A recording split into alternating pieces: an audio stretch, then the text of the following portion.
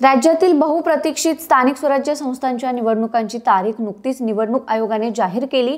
निवडणूक आयोगाने घेतलेल्या पत्रकार परिषदेत डबल स्टार, दुबार मतदार अशा काही गोष्टींचा उल्लेख केलाय। तर डबल स्टार म्हणजे काय? दुबार नावे होऊ नये म्हणून सिस्टीमवर टूल विकसित केला आहे।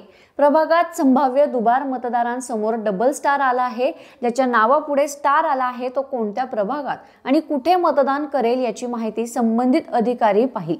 त्याचं नाव आणि लिंग वगैरे पाहिलं जाईल।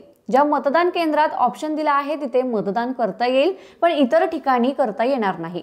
दुबार मतदारासोबत डबल स्टार आलं आणि त्याने रिस्पॉन्स दिला नाही तर त्या मतदाराकडून एक डिक्लेरेशन घेतलं जाईल।